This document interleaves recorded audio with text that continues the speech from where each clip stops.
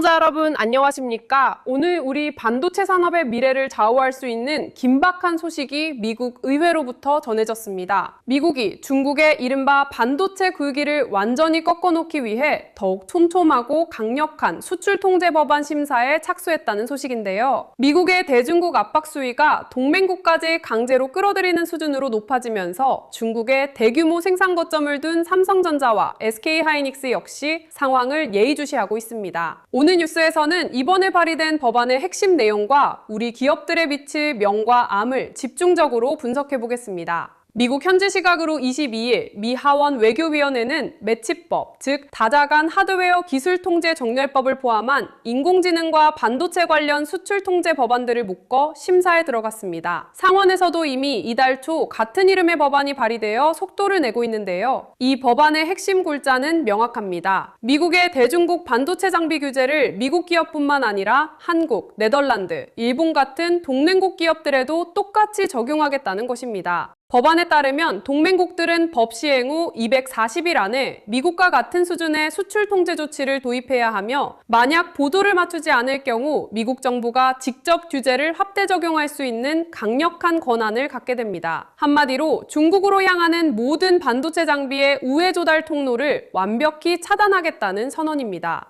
특히 이번 법안에서 가장 눈에 띄는 대목은 이른바 초크 포인트, 즉 급소를 찌르는 장비들을 구체적으로 열거했다는 점입니다. 법안은 특정 기업의 이름을 명시하지는 않았지만 심자회선 광원과 정전척, 광학 부품 등을 규제 예시로 명시했습니다. 업계에서는 이를 사실상 네덜란드 ASML의 DUV 액침 노광 장비를 겨냥한 것으로 해석하고 있습니다. 그동안 첨단 공정에 필수적인 극자회선 장비는 이미 통제되어 왔지만 범용 반도체 생산에 널리 쓰이는 DUV 장비까지 미국식 규제 틀 안에 가두어 중국의 반도체 제조 능력을 뿌리부터 흔들겠다는 의도로 풀이됩니다. 다행히 우리 기업들이 우려했던 극저온 식각 장비는 최신 수정안에서 일단 제외되었습니다. 하지만 법 시행 90일 안에 규제 대상을 재검토하도록 되어 있어 미국 랩리서치나 일본 도쿄일렉트론의 장비에 대한 사후 지원이나 부품 교체 등은 여전히 허가가 필요한 불확실성으로 남아 있습니다. 겉으로만 보면 이번 법안은 중국의 메모리 업체인 창신메모리나 양쯔메모리 등의 성장을 저지한다는 점에서 우리 기업들에 유리해 보일 수 있습니다. 실제로 창신메모리의 글로벌 D램 점유율은 5% 수준으로 아직은 미미하지만 미국의 압박이 거세질수록 이들의 추격 속도는 늦어질 수밖에 없기 때문입니다. 하지만 문제는 우리 기업들의 발등에도 불이 떨어졌다는 점입니다. 삼성전자 시안 공장은 삼성 전체 낸드 플래시 생산의 핵심이며 SK하이닉스 역시 우시와 다롄에 핵심 생산 거점을 두고 있습니다. 만약 이 공장들의 첨단 장비 반입이 막히거나 사후 관리가 어려워진다면 우리 기업들의 글로벌 공급망에도 심각한 차질이 빚어질 수밖에 없습니다. 그나마 다행스러운 소식은 법안에 우리 기업들이 숨을 쉴 수 있는 예외 조항이 포함되었다는 점입니다. 대체 수정안에 따르면 법 시행일 현재 이미 존재하고 우려국 밖에 본사를 둔 기업이 소유 운영하는 시설은 규제 대상인 핵심 반도체 제조시설 정의에서 제외될 가능성이 큽니다. 이에 따라 삼성전자의 시안 공장과 SK하이닉스의 우시 다롄 공장은 일단 직접적인 타격권에서는 벗어날 것이라는 관측이 지배적입니다. 전문가들 역시 미국 규제의 초점이 중국 본토 기업들을 향하고 있는 만큼 한국 기업에 대한 직접적인 충격은 제한적일 것으로 보고 있습니다. 과거에도 미국은 대중국 통제를 강화하면서 비중국계 기업들에게는 유예 기간을 주며 운영의 묘를 살려왔기 때문입니다. 하지만 불확실성은 여전합니다. 미국 상무부가 우리 기업들의 중국 공장에 대해 매년 재검토하는 연간 승인 방식을 적용하고 있는 상황에서 매치법이 확정될 경우 이 승인 기준이 더욱 까다로워질 가능성을 배제할 수 없기 때문입니다.